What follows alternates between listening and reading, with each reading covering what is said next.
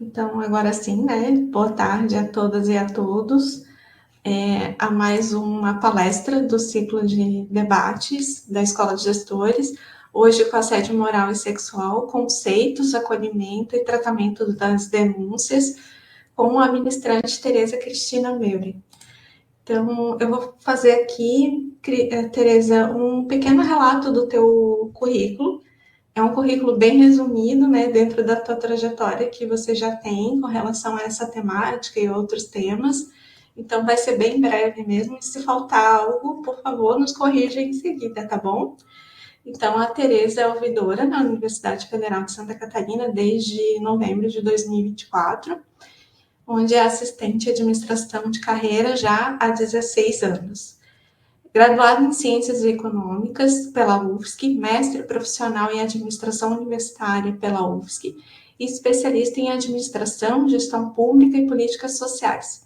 Na UFSC, ela acumula experiência em gestão acadêmica e administrativa, atuando em setores como o CEPAC, análise de projetos pedagógicos de curso normativas, CPPD, processos de progressão funcional e de afastamento de docentes, e na Secretaria de Pró-Reitoria de Graduação e Coordenadoria do curso de Direito. Então, Tereza, muito obrigada pelo aceite do convite, né, por toda essa sua dedicação com relação à proposta dessa palestra de hoje. Estamos muito felizes, né, com a sua participação e colaboração. E agora o espaço é todo teu, Tereza. Seja muito, muito bem-vinda. É um prazer contar com a sua fala no dia de hoje. Olá, muito obrigada. Eu dou boas-vindas a todas as pessoas presentes. Agradeço pela oportunidade, pelo espaço de diálogo. Para a ouvidoria, em meu nome, em nome da ouvidoria, eu agradeço. Para a ouvidoria é muito importante o acesso a esses espaços de aproximação da comunidade universitária. Parabenizo a capacitação por essa iniciativa. Eu penso que a Escola de Gestores ela é uma iniciativa muito importante, porque construir e levar o conhecimento, ele leva à promoção de ambientes de trabalho mais saudáveis e mais seguros. E é o que nós buscamos, né? Toda essa palestra que nós estamos fazendo, das perspectivas sobre o assédio nas relações de trabalho, ela visa essa construção de relações de trabalho saudáveis, a construção de ambientes laborais melhores e mais acolhedores, mais saudáveis para todos os servidores.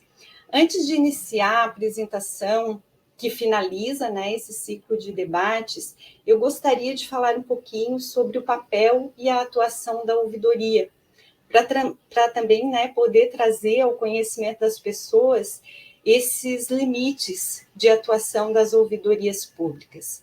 Então, a ouvidoria da UFSC, embora ela seja uma ouvidoria universitária, ela tem uma subordinação técnica à Ouvidoria Geral da União, que regula a atuação de todas as ouvidorias do Poder Executivo Federal.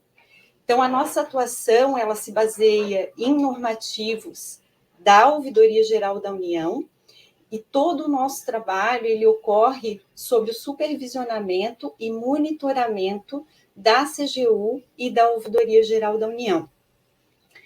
E nesse aspecto, um dos papéis fundamentais das ouvidorias é adotar todas as medidas necessárias ao exercício de direitos.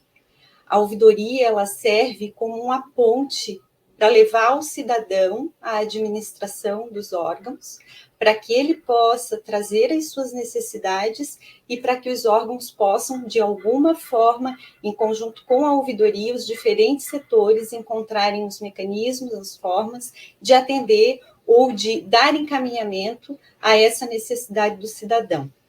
E a ideia é que, a partir desse conjunto de necessidades, de problemas individuais que chegam na ouvidoria, se possa construir com a gestão, né, soluções conjuntas que melhorem a gestão dos diferentes órgãos. Então, as ouvidorias, para além de atuarem na garantia de direitos, elas também atuam como instrumentos de melhoria de gestão. Nesse aspecto, a gente elabora anualmente relatórios de gestão que apontam as questões mais críticas da universidade, justamente para que os gestores, tendo conhecimento disso, possam buscar melhorias, o aprimoramento, o aperfeiçoamento dessas questões dentro dos órgãos. Especificamente, agora falando sobre a questão do assédio, né, que vem fechar esse ciclo de debates, eu trouxe hoje para a nossa apresentação, para a nossa conversa, os conceitos e as questões que foram abordadas na construção da política de prevenção e enfrentamento ao assédio da UFSC, que recentemente foi aprovada no Conselho Universitário.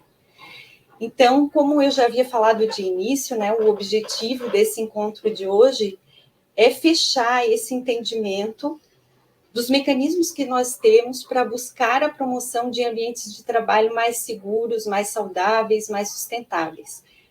Todo esse debate, ele começa lá com o professor Josias, né, falando do uso da comunicação não violenta, da Gestalt, de como que a gente tenta evitar essas situações de conflitos ou lida melhor com as situações de conflitos quando elas existem, porque elas são inerentes à convivência humana, ao ambiente de trabalho. E até acredito, né, que o professor Josias tenha apresentado para vocês a definição do Marshall de que toda violência ela é a expressão trágica de uma necessidade não atendida.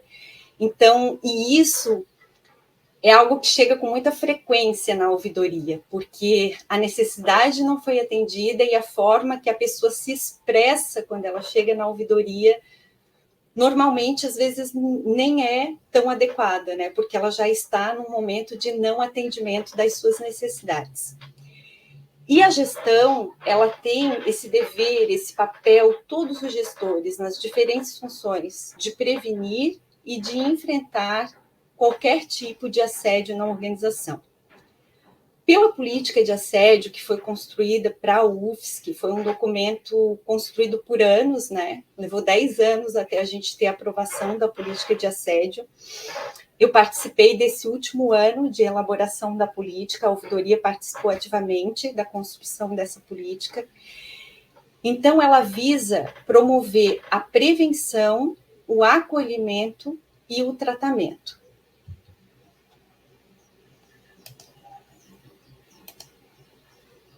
Aqui eu trouxe para vocês um pouquinho do histórico normativo dessa política. Nós temos o decreto 12.122, que é o Programa Federal de Prevenção e de Enfrentamento ao Assédio e à Discriminação.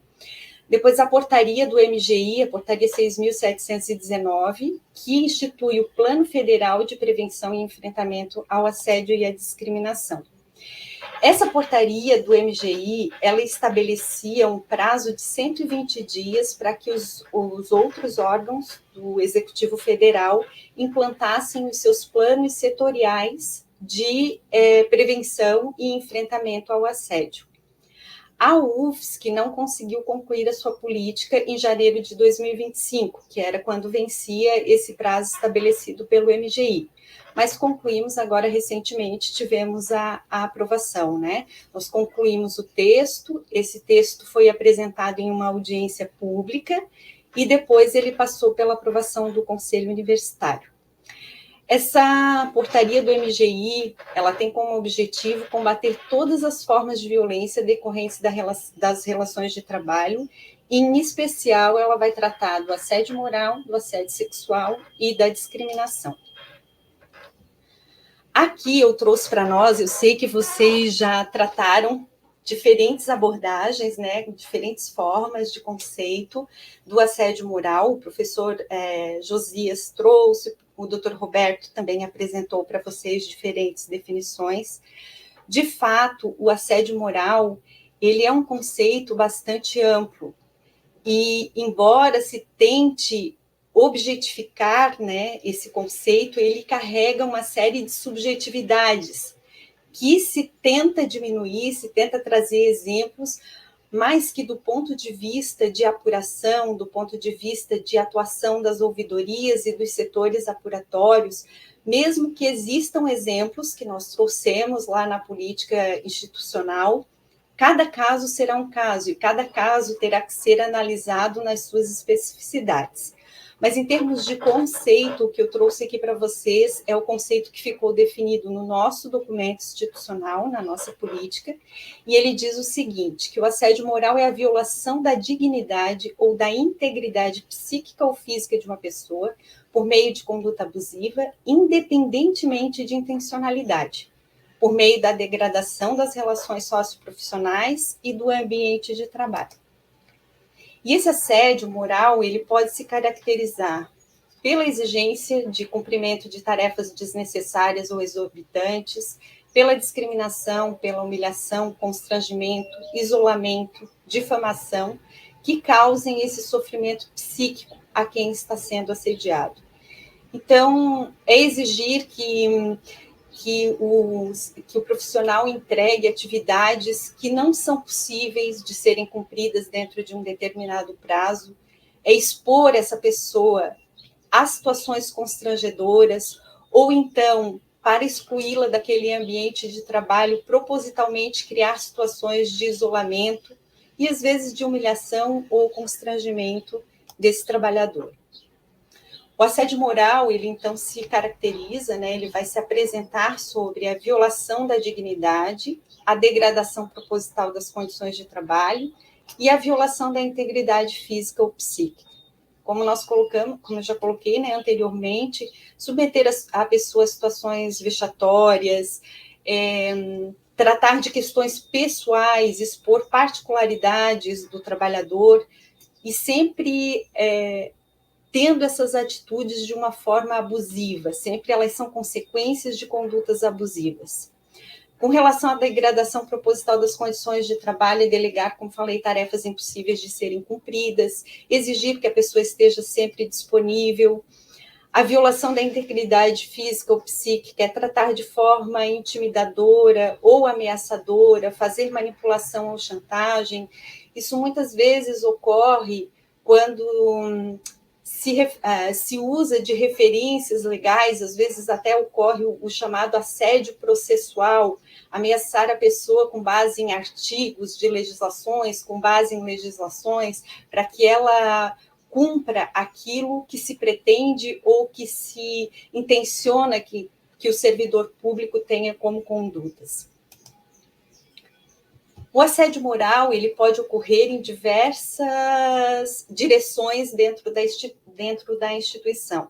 Ele pode ser um assédio moral vertical, e a relação hierárquica pode ser tanto do subordinado com relação à chefia, da chefia com relação ao subordinado, isso numa linha vertical.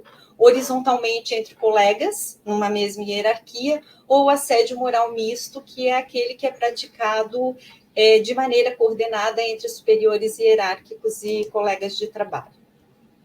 Existe também o assédio moral organizacional. Ele ocorre quando existem condutas amparadas por estratégias organizacionais para excluir ou para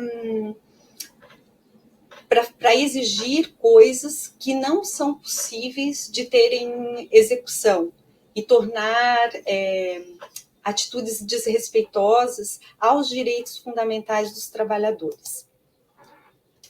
E o que não é assédio moral? Também é importante a gente trazer que as relações de trabalho, elas são permeadas por conflitos. É natural e é até saudável aos ambientes laborais que a gente não tenha consenso o tempo todo. A divergência, ela é importante para a gente evoluir, para a gente melhorar o trabalho. O que não pode acontecer é essas divergências serem transformadas em microviolências no ambiente laboral. Elas ocorrerem de forma desrespeitosa.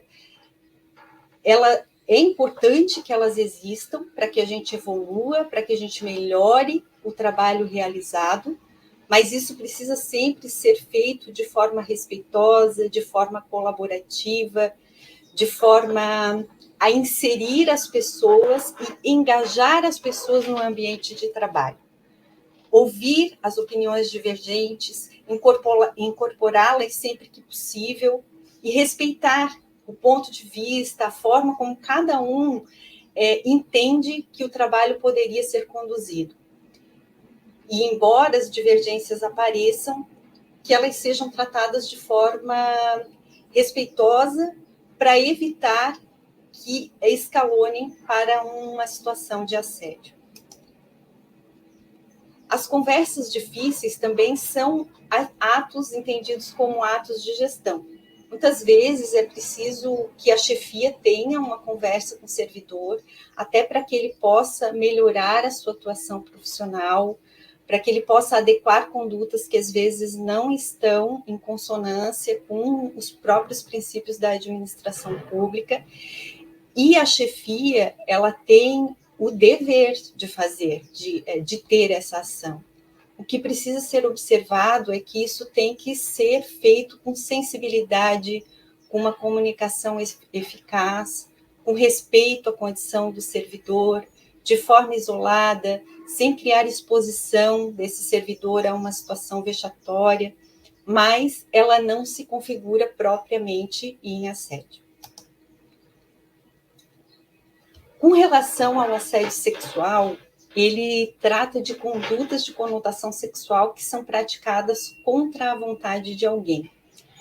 Aqui é sempre importante destacar que, em virtude da função ou do cargo que se tem, né, em virtude da situação de trabalho, ela é usada como pretexto para obter algum tipo de vantagem ou de concessão.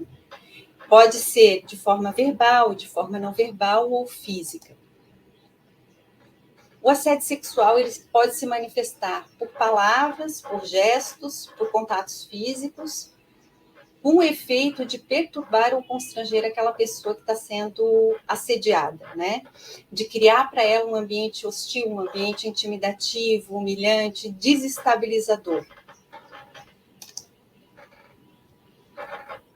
Do ponto de vista penal, diferente do ponto de vista laboral, para que figure como crime de assédio sexual, tem a exigência da hierarquia.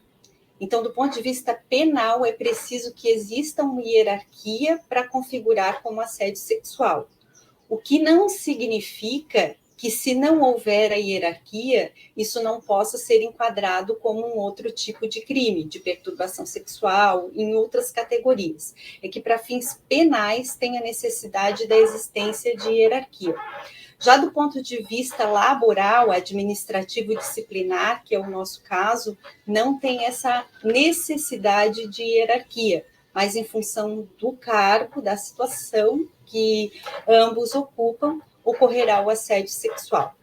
Ele pode ocorrer também por meio de chantagens, de promessas de um tratamento diferenciado, caso a vítima ceda a essas investidas ali do agressor.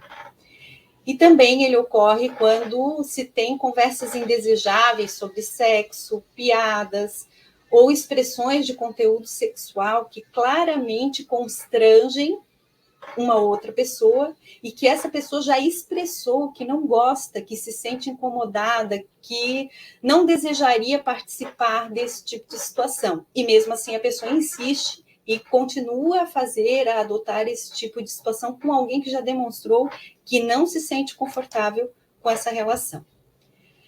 Com relação ao assédio sexual, também é preciso entender que o consentimento importa muito e ele indica muito a ocorrência do assédio sexual. E o consentimento, nesse caso, ele deve ser afirmativo, livremente expresso, contínuo e revogável a qualquer momento. Se eu não tive consentimento, configura assédio sexual. Mesmo que se tenha tido um consentimento em algum momento e a pessoa revogue esse consentimento, eu não posso continuar tendo ações que eu entendia como ações naturais. Então, ele é livre, expresso, ele tem que ser expresso e ele pode ser revogável a qualquer momento. Em termos da política, o que se pensou para trabalhar as questões de assédio moral e sexual dentro da instituição? pensou-se em 3 linhas: a linha da prevenção, a linha do acolhimento e a linha do tratamento das denúncias. A linha da prevenção, ela é utilizada para que as pessoas saibam como identificar cenários que propiciam violações. Então, é o que nós estamos fazendo, por exemplo, nesse ciclo de debates. Levar a informação para que os servidores, os gestores da UFSC, eles tenham a possibilidade de identificar situações que configuram situações de assédio. O acolhimento é quando essa pessoa sofreu ou ela passou por uma situação de assédio e ela quer saber se aquilo realmente é assédio, o que ela pode fazer com relação à situação que ela vivenciou. E para isso existem os canais de apoio e proteção ao denunciante, acolhimento e atendimento. O acolhimento a rigor, ele pode ser feito por qualquer gestor da instituição que seja procurado para relatar uma situação de assédio. O acolhimento, ele não é um atendimento especializado, ele é aquela primeira escuta em que a gente vai orientar a pessoa sobre os canais existentes, tanto para registro de denúncias, quanto para o atendimento especializado por profissionais da saúde. É importante também repassar sempre a pessoa que procura o acolhimento e entender que, por estarmos na universidade, não só servidores técnicos e docentes podem procurar por canais de acolhimento, como também os estudantes. E, normalmente, esse canal de acolhimento para estudantes, ele ocorre nas coordenadorias de curso, seja o coordenador de curso ou, então, os servidores técnicos que atuam nas coordenadorias de curso. E o tratamento de denúncias, especificamente, esse sim, ele é realizado no âmbito da ouvidoria. Esse é no momento em que se entende que já ocorreu uma situação de assédio e que a pessoa agora ela precisa desse espaço institucional para formalizar aquilo que aconteceu, para que tenha os encaminhamentos institucionais devidos para a apuração da verdade dos fatos e o sancionamento de acordo com aquilo que foi cometido.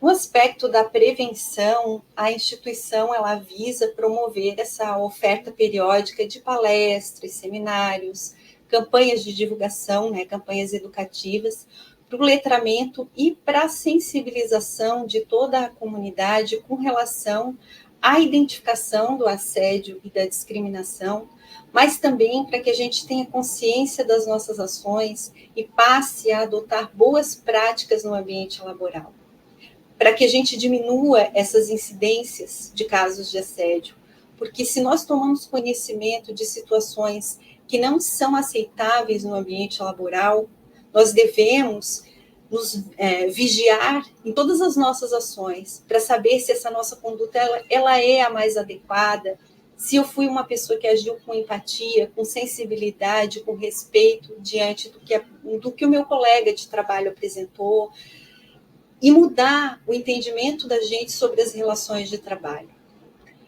Nesse sentido, então, se pensa nessas ofertas periódicas de cursos e palestras, se tem na política a previsão de uma capacitação obrigatória com carga horária mínima de 40 horas para ocupantes de cargos de gestão a partir de funções de FG1, isso foi aprovado na política.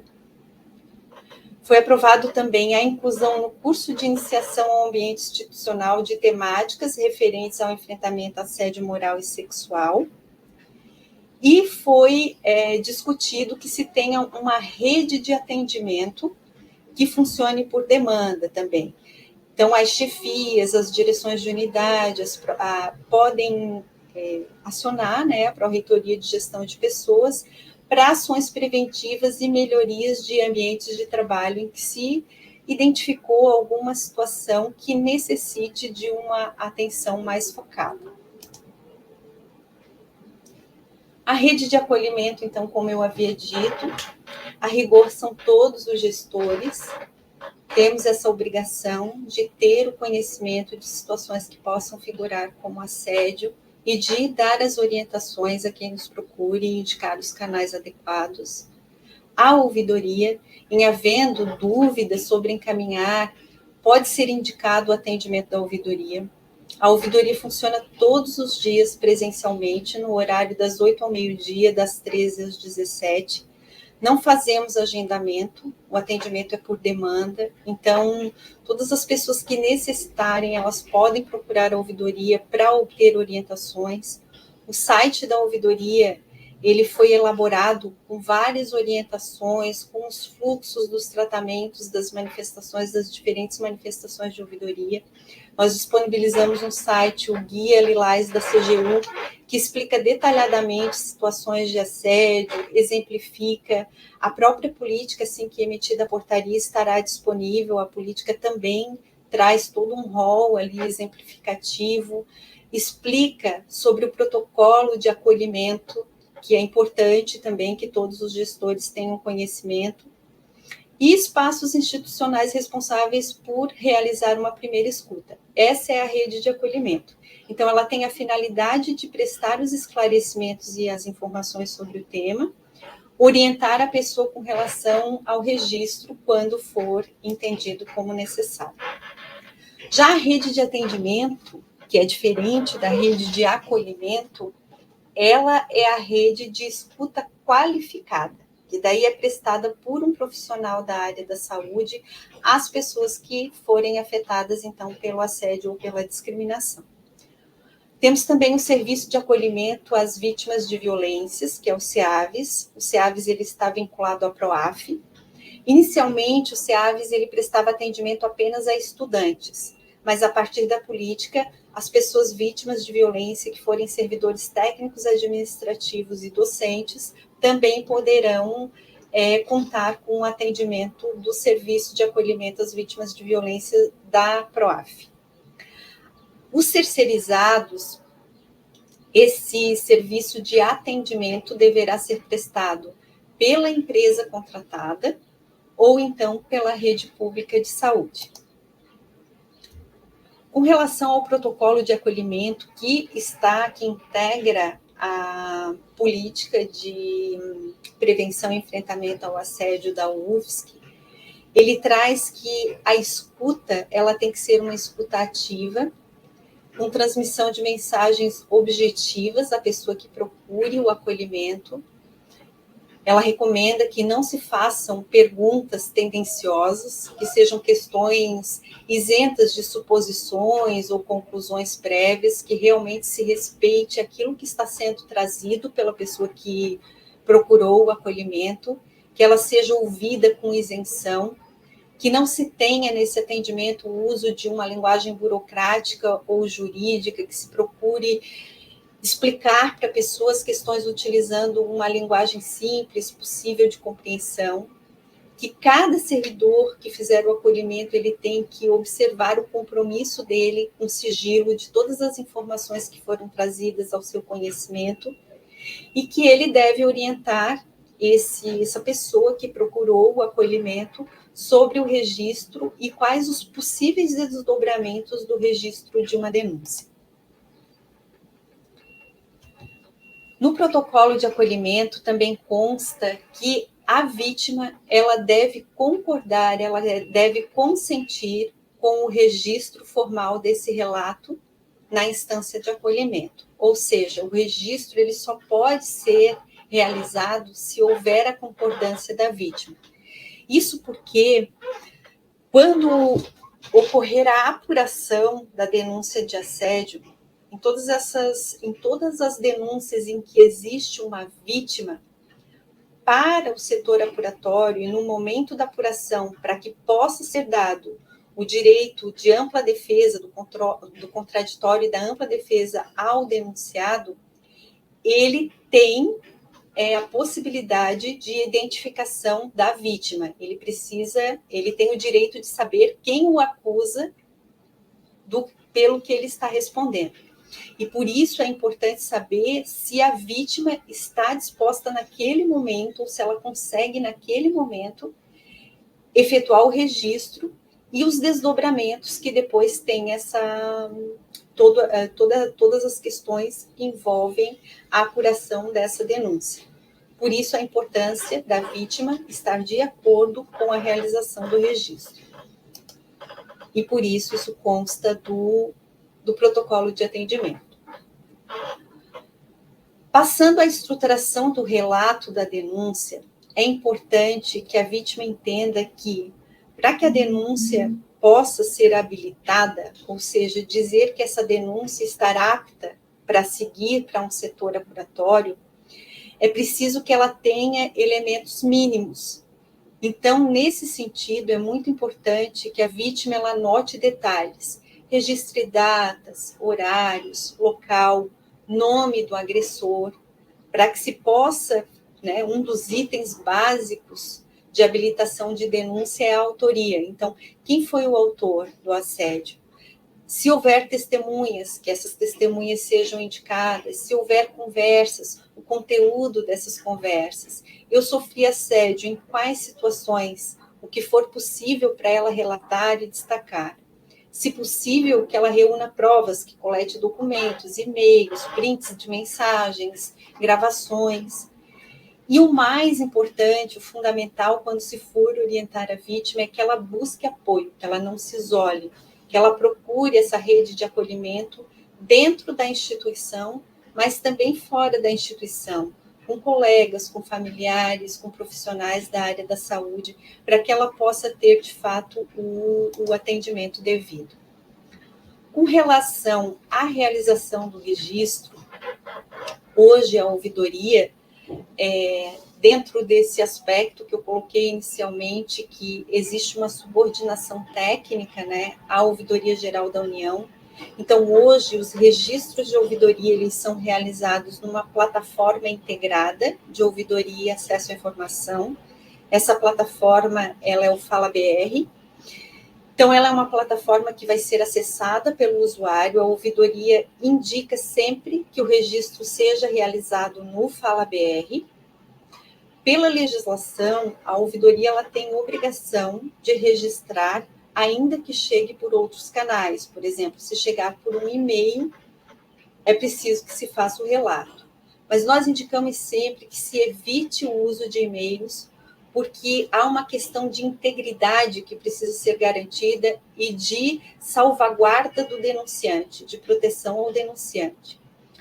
Quando o denunciante utiliza outros canais, e o e-mail é um exemplo deles, muitas vezes ele copia a ouvidoria e vários outros setores naquele e-mail que está fazendo o registro de uma denúncia.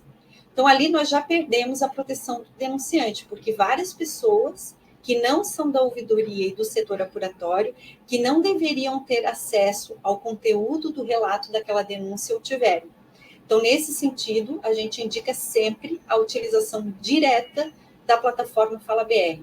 A plataforma FalaBR ela é uma plataforma que mantém o histórico de acessos. Então, a gente sabe qual foi o servidor que acessou, o horário que esse servidor acessou, quais foram as ações que ele fez dentro da plataforma. E essa rastreabilidade ela garante segurança e proteção do denunciante. A denúncia, ela pode ser registrada de duas formas. Ela pode ser registrada como uma denúncia identificada. O usuário ele vai se logar com o seu usuário do Gov, no FalaBR, e registrar a sua denúncia. Ou ela pode ser uma denúncia anônima. As denúncias anônimas, elas são chamadas de comunicação. Qual é a diferença entre a denúncia identificada e a denúncia anônima? Mesmo que uma denúncia seja identificada, a ouvidoria, no momento de dar o tratamento dessa denúncia, ela vai proteger todos os dados de identificação do denunciante. E essa denúncia vai para o setor apuratório sem identificar quem fez o registro, quem realizou a denúncia. O nome do denunciante ele só vai ser fornecido ao setor apuratório se o setor apuratório justificar que o conhecimento do denunciante é indispensável para a apuração da denúncia. Caso ele não seja necessário para a apuração da denúncia, o denunciante não é identificado. Quando o manifestante registra uma denúncia identificada se, por exemplo, no momento da análise dos critérios de admissibilidade da denúncia, né, de habilitação da denúncia, a ouvidoria verificar que falta um dos critérios. Quais são esses critérios? Autoria, materialidade e compreensão. A autoria é indicar quem cometeu o fato que está sendo relatado. A materialidade nem sempre precisa ter anexos, comprovantes, é a construção de um relato que traga elementos de identificação do ilícito cometido. Se tiver outras provas que consiga anexar, melhor. Isso dá mais consistência à denúncia para o momento de juízo de admissibilidade no setor apuratório. Mas muitas vezes, nesses casos de vítimas e de violência, não há outro documento que não o relato da vítima. Então, esse relato, sendo estruturado, contendo qual fala foi assediosa, qual comportamento foi assedioso, aqueles registros, as datas, uma construção de um relato com uma temporalidade, isso é muito importante para construir a materialidade necessária. Em termos da ouvidoria, identificados esses elementos, e para seguir a política que evita a revitimização, a gente protege, né, o que tem necessidade de proteção, trata aquela manifestação e a encaminha ao setor apuratório. Já nas denúncias anônimas, se, por exemplo, a ouvidoria identificar que há falta de um requisito, ela não consegue voltar ao manifestante, porque como não está identificado, eu não criei nenhum vínculo de retorno da ouvidoria. E aí, nas comunicações, se o relato não estiver bem construído e se ele não tiver com todos os requisitos necessários para a habilitação da denúncia, em alguns casos as denúncias são arquivadas porque não apresentaram os requisitos mínimos e não há possibilidade de retornar ao manifestante. Também, como a gente colocou em denúncias de assédio, né, a vítima, se a vítima era o denunciante e ela não se identificou e também não se identificou no relato, muitas vezes vai ter uma dificuldade lá no setor apuratório para poder se instaurar o processo e fazer a instauração, porque não se consegue saber quem foi a vítima daquilo que está sendo relatado. Aqui eu trouxe para vocês só exemplificando, né, demonstrando o site da ouvidoria.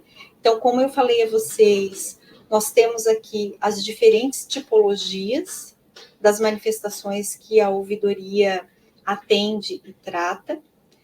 Temos o canal de registro dessas manifestações, que é o Fala BR. Temos ali um flyer da ouvidoria que diz que procura descrever o que a ouvidoria faz, o que a ouvidoria não faz. Para deixar bem claro para as pessoas que nos procuram que a ouvidoria ela só pode agir, atuar no escopo, nos limites daquilo que está estabelecido para a sua atuação. Por exemplo, a ouvidoria ela não pode investigar, ela não pode apurar nenhum tipo de situação, ela não pode punir, ela não pode interferir em decisões administrativas, técnicas de outros setores, ela vai agir aproximando as necessidades do cidadão da área técnica que tem responsabilidade e competência para a execução daquele trabalho. Mas ela não vai interferir nessas decisões. Ela não atua como uma instância recursal, que muitas vezes as pessoas entendem que não vão utilizar os canais institucionalmente definidos e vão, pela ouvidoria, utilizar outros canais. Não, precisam ser respeitados os canais institucionais, a autonomia e a autoridade do servidor responsável pela decisão naquele setor, e a ouvidoria jamais fará ingerência sobre esses trabalhos. E ela vai atuar no limite, realmente no limite de sua atuação. Em termos da denúncia, ela vai tratar a denúncia e vai encaminhar ao setor apuratório. E o setor apuratório, ele é autônomo. Ele vai fazer com autonomia, com responsabilidade, com integridade o seu trabalho e retornar à ouvidoria quando ele tiver concluído. Sempre pensando que todo o processo apuratório, o denunciante ele tem direito à proteção da sua identidade Isso legalmente é garantido. O decreto 10.153 de 2019, ele traz as garantias e salvaguardas de proteção do denunciante, mas também é importante que a gente pense e entenda e compreenda que o denunciado, ele também precisa ser tratado com respeito dentro de um processo de apuração, que a sua vida privada, a sua identidade, enquanto eu estou apurando um fato, enquanto o setor apuratório está em fase de busca da verdade, porque a apuração, ela é isso, ela é a busca da verdade dos fatos. Todas as pessoas envolvidas, elas têm o direito da garantia do sigilo dessa investigação e da sua proteção. A administração, ela não entra em guerra com o acusado, ela vai buscar a verdade dos fatos e vai manter o respeito a todos os envolvidos durante todo o processo apuratório e na sua conclusão também. É buscar uma reparação no âmbito administrativo disciplinar, mas sempre observado o respeito a todos os envolvidos. Então, no tratamento da denúncia, feito lá o registro no Fala BR, como eu já falei, né, acho que esse slide aqui até eu já contemplei, a ouvidoria ela vai verificar, então, esses requisitos durante a sua análise, se existe materialidade, autoria e compreensão, fazer o devido tratamento, feito o devido tratamento, a denúncia é considerada habilitada e encaminhada ao setor apuratório. No momento em que a ouvidoria faz esse encaminhamento da denúncia ao setor apuratório, lá no sistema Fala BR, a ouvidoria vai inserir uma resposta chamada resposta conclusiva. Só que essa resposta conclusiva, ela não significa que foi a conclusão do processo de apuração. Ela foi a conclusão do trabalho que compete à ouvidoria, a habilitação da denúncia. Então, lá na resposta, a ouvidoria vai explicar ao manifestante que a denúncia foi habilitada, que ela foi encaminhada ao setor apuratório competente e que, ao término da apuração, o setor apuratório competente informará a ouvidoria da conclusão do processo e a ouvidoria reabrirá essa manifestação lá na plataforma Fala BR para avisar o manifestante que o processo foi concluído. Nessa resposta que a ouvidoria insere na plataforma, ela também informa os fluxos de atuação da ouvidoria, ela dá os endereços onde estão os fluxos e os fluxos do setor apuratório, para que a pessoa possa ter ciência do que acontece com a denúncia dela quando ela sai da ouvidoria. Quando essa infração disciplinar, essa possível, né, infração disciplinar é cometida por um servidor técnico administrativo ou docente, a denúncia ela é encaminhada ao Departamento de Processos Disciplinares. O Departamento de Processos Disciplinares hoje é a nossa área correcional instituída em termos de UFSC e ele vai apurar todas as denúncias em que o acusado, o denunciado, ele for um servidor, um técnico ou um docente. Já as denúncias de estudantes, conforme prevê a resolução 017, elas são apuradas nas coordenações de curso. A resolução 017, ela trata da graduação, mas, por analogia, também ela é utilizada, né, a parte disciplinar, ela é utilizada também para os estudantes de pós-graduação. Então, as infrações disciplinares cometidas por estudantes, elas são encaminhadas à coordenação do respectivo curso do estudante, para que lá se abra o processo disciplinar discente e se realize a apuração da denúncia que foi apresentada na ouvidoria. Quando a denúncia envolver empregados terceirizados, também ela é apresentada, uma denúncia apresentada à ouvidoria, a ouvidoria vai realizar o mesmo tratamento da denúncia e encaminhar essa denúncia ao gestor do contrato. E o gestor do contrato comunica à empresa para que a empresa faça daí os encaminhamentos à denúncia recebida. Cada um desses setores apuratórios, ao concluir a apuração do que foi denunciado, deve informar a ouvidoria da conclusão do processo. E aí a ouvidoria insere essa resposta na plataforma Fala BR ao manifestante. Eu disponibilizei até ali nos materiais, e também mencionei aqui, existe um manual de processo disciplinar discente, ele é um material que foi elaborado pela SEAI, pela Secretaria de Aperfeiçoamento Institucional da UFSC, e ele orienta passo a passo como se constrói esse processo disciplinar discente, como é feita a apuração de infrações disciplinares de estudantes.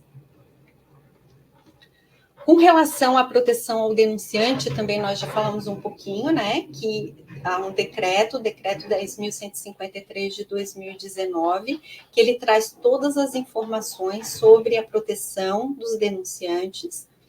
A ouvidoria adota todos os mecanismos de proteção, tanto do denunciante quanto da possibilidade de identificação do denunciante ao longo do relato. Então, às vezes, há relatos muito extensos e que, pelo contexto dos acontecimentos, essa, digamos assim, essa preservação da identidade, ela não é tão possível, porque como os envolvidos, eles têm uma relação muito próxima, mesmo que se faça todas as proteções, e a ouvidoria faz, há que se deixar o necessário para o juízo de admissibilidade, então a gente não pode retirar muito da denúncia, porque senão não há como o setor apuratório fazer o juízo de admissibilidade, e às vezes se consegue, né, identificar quem é o denunciante, mas a intenção sempre é protegê-lo no máximo que é possível durante o tratamento. E aí o denunciante ele também tem assegurada a proteção contra retaliações ou omissões da instituição. Após habilitada uma denúncia na ouvidoria, mesmo que ainda não tenha iniciado o processo apuratório, aquele denunciante ele tem a garantia de que não pode ser, ele não pode sofrer nenhum tipo de retaliação institucional. As denúncias de retaliação que chegam até a ouvidoria, elas são... A gente faz uma verificação se tem uma denúncia prévia de mesmo denunciante habilitada na ouvidoria. Havendo essa denúncia prévia, nós não tratamos, nós só consultamos o denunciante referente aos seus dados pessoais, né, se podemos compartilhá-lo com a Ouvidoria Geral da União. E, na sequência, o denunciante autorizando, essa denúncia é encaminhada à Controladoria Geral da União. Caso o manifestante não autorize o compartilhamento dos seus dados, a ouvidoria utiliza uma técnica de pseudonimização daquela manifestação, mas igualmente ela obrigatoriamente é encaminhada à Controladoria Geral da União para a apuração da retaliação. Isso está previsto na portaria normativa que orienta a atuação das ouvidorias, que é a portaria 116 de 2024, no artigo 47 dessa portaria. Aqui a gente vai falar um pouquinho da apuração, eu não vou me aprofundar, porque isso não é tema da ouvidoria, né? A ouvidoria não atua nesses aspectos, mas é mais assim, só para compreensão da temática apuração dentro da política de prevenção e combate ao assédio que foi aprovada para a nossa instituição. A recomendação da política é que a apuração, os PADs, eles observem essas raízes discriminatórias do assédio, né, e da discriminação. Então, que se utilize o protocolo para julgamento com base na perspectiva de gênero, que é um protocolo de julgamento estabelecido pelo Conselho Nacional de Justiça, né? Então, que ele ocorra com base na perspectiva de gênero e também na perspectiva racial. E nesse aspecto, as comissões de PAD, elas devem ser constituídas com preponderância da participação de mulheres, de pessoas negras, indígenas, idosas, LGBTQIA+, ou pessoas com deficiência, justamente para que se garanta essa representatividade nas comissões processantes. E também é indicado pela política que, no momento da apuração, se procura evitar ao máximo a revitimização. Então, que nas oitivas, se possível, que elas ocorram sempre sem a presença da suposta pessoa agressora, que só ocorram na presença quando for estritamente necessário e devidamente justificado, e que se evite recorrer muitas vezes à vítima. Que se tente fazer a oitiva de forma bastante objetiva, na sua integralidade, para evitar que a vítima seja exposta, muitas vezes, ao longo do processo.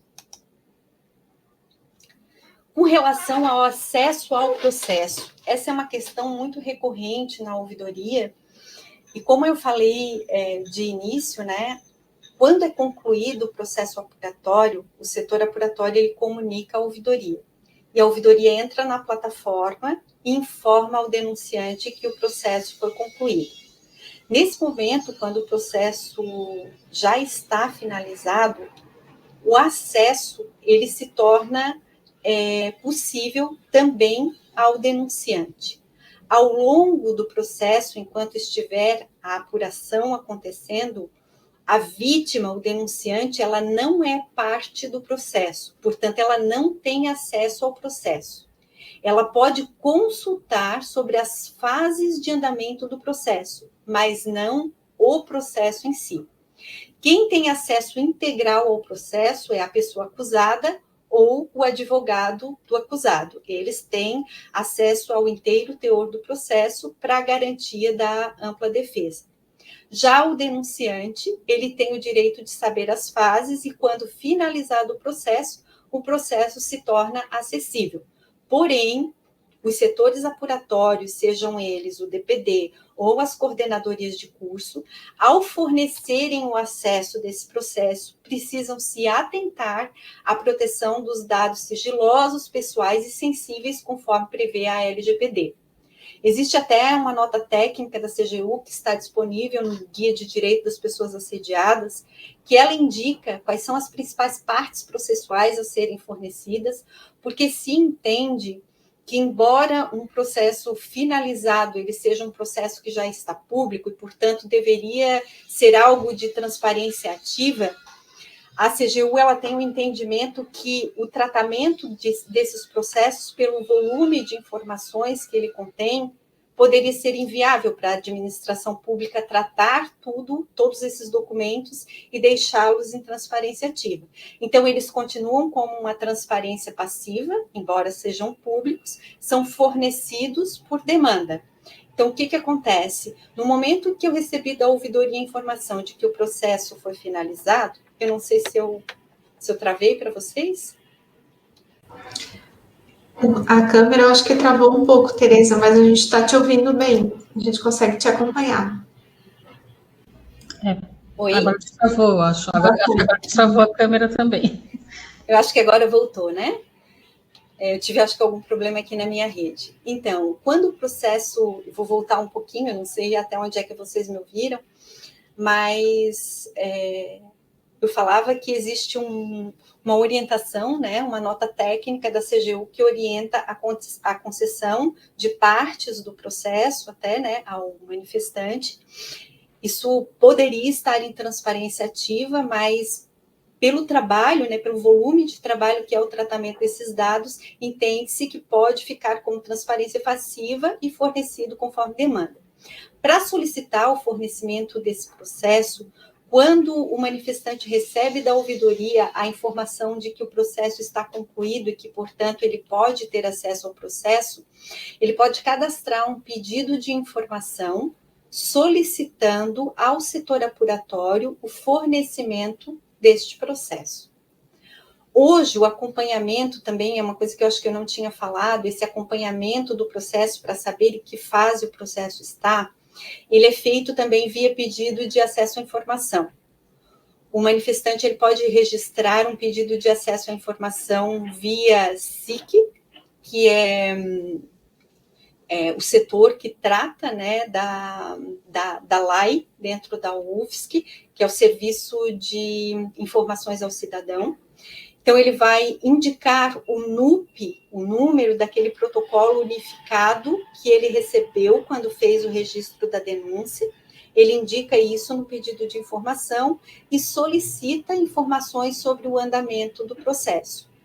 Aí o SIC consultará a ouvidoria informará ao SIC qual é o setor apuratório, se é uma coordenação de curso, se é o departamento de processos disciplinares ou a comissão de ética, porque acho que isso eu esqueci de falar.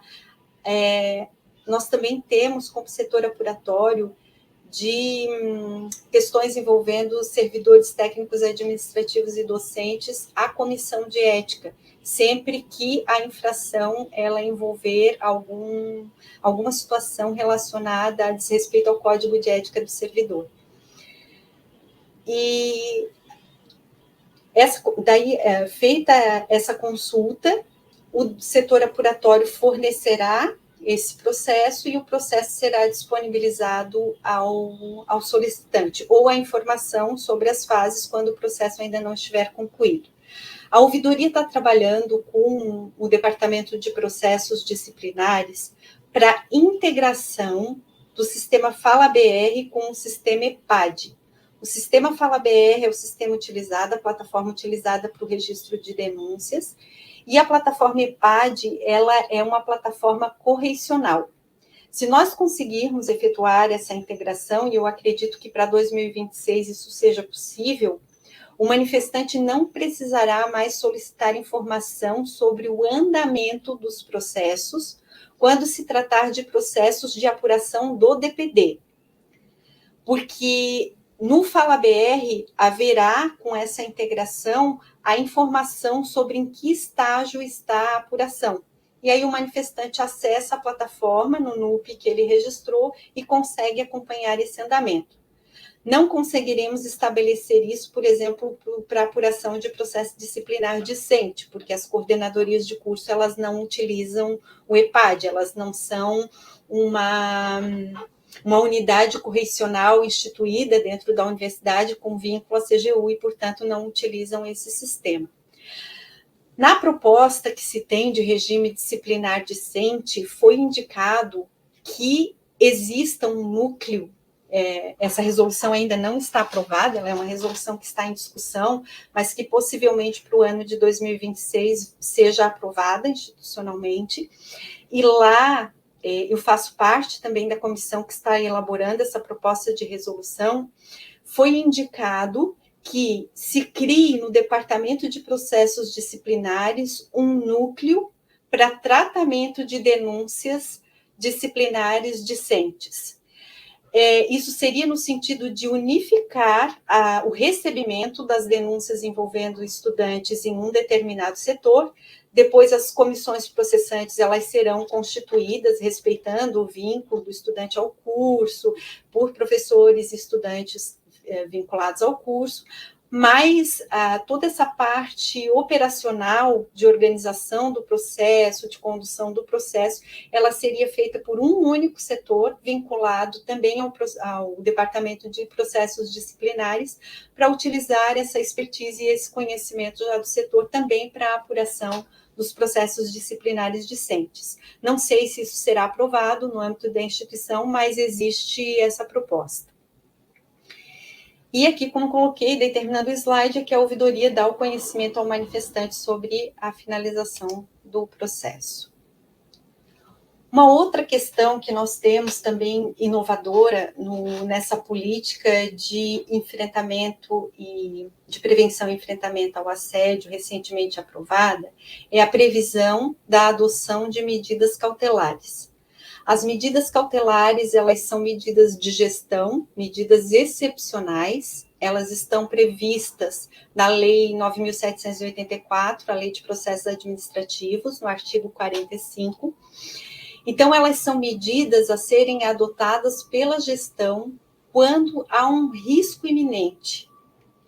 A gente colocou lá na política um rol exemplificativo dessas medidas cautelares, como a mudança emergencial de localização, que não vai constituir numa remoção em si, mas tirar o servidor daquele ambiente adoecedor ou quem está causando o adoecimento. Até, normalmente, o causador do adoecimento é que se tenta adequar, justamente para não revitimizar quem está em sofrimento. o deferimento de um afastamento emergencial em trabalho remoto, conforme a necessidade, e a remoção, às vezes, de ofício emergencial. Cada caso, obviamente, vai ser analisado com muito critério, né? Na política foram estabelecidos quem são os cargos que poderão adotar e estabelecer essas medidas cautelares, mas elas foram previstas.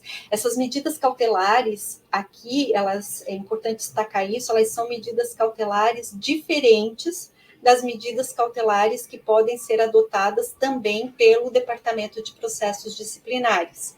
O Departamento de Processos Disciplinares, quando ele verifica que há um risco para o processo apuratório, né, ele também pode determinar afastamentos cautelares, mas eles são diferentes e visam objetivos diferentes. E aqui, para finalizar, então, tem um desenho, uma imagem bem resumida desse fluxo de tratamento de denúncias. Na página da ouvidoria, o fluxo está mais detalhado. Aqui, a gente tem no desenho, então, o que a gente demonstra? A denúncia de assédio e discriminação, ela vai ser realizada no FalaBR, utilizando a plataforma. A ouvidoria, ela vai receber essa denúncia pela plataforma, vai verificar a existência dos requisitos mínimos de habilitação, inabilitando, tendo possibilidade de atendimento de habilitação da denúncia, ela fará a habilitação, encaminhará a denúncia ao setor apuratório competente e informará o manifestante do encaminhamento dessa denúncia com todas as orientações que eu já especifiquei para vocês.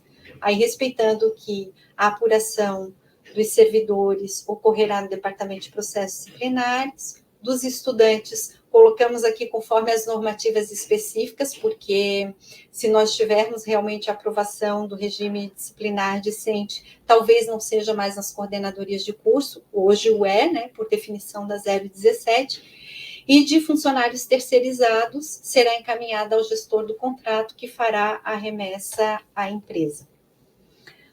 O atendimento dos estudantes e de servidores vítimas de violências ocorrerá no CEAVES, da PROAF, e também pode ser utilizada a rede de atendimento de saúde da Prodegesp. E para finalizar, o enfrentamento ao assédio e à discriminação, como a gente viu, ele exige o comprometimento e o envolvimento de todas as pessoas da instituição. Embora os setores de integridade da universidade sejam os que mais devam defender e promover esses ambientes, isoladamente eles não conseguem solucionar a questão se não houver um engajamento da instituição como um todo. Então, a gente tem que entender que precisa mudar a percepção do ambiente de trabalho. Entender que as hierarquias, porque ambientes hierarquizados, às vezes, eles favorecem esse surgimento do assédio, mas entender que essa hierarquia, ela é uma hierarquia funcional. Ela não é uma hierarquia sobre a vida do servidor. Ela é funcional, ela é laboral, ela é do ambiente de trabalho. Que as relações, elas precisam ocorrer de maneira respeitosa, que esse respeito, ele é mútuo, que a gente precisa respeitar a diversidade, as necessidades individuais, que a gente precisa observar as obrigações que temos como servidores públicos, e agir com ética no nosso trabalho, em todas as nossas ações. E nesse aspecto, a gente busca, por meio dos cursos, dessas integrações, né, desses debates, levar o conhecimento.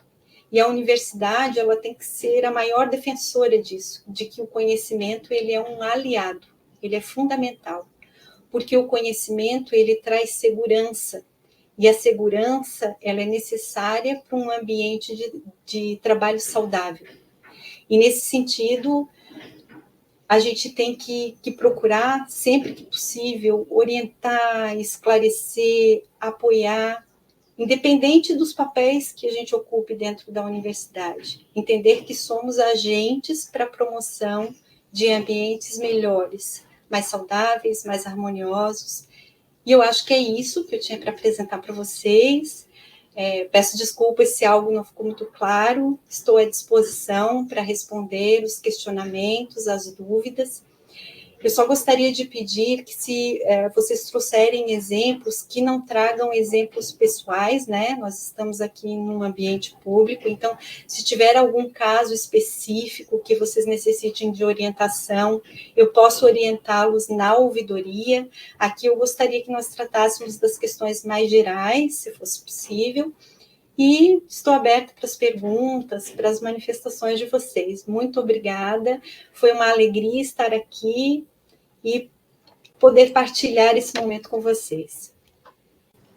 Obrigada, Tereza. A gente que agradece. Eu vou parar, então, conforme o nosso combinado, né, a gravação, e aí eu vou abrir espaço para os debates agora, tá? Então, eu estou finalizando aqui a gravação.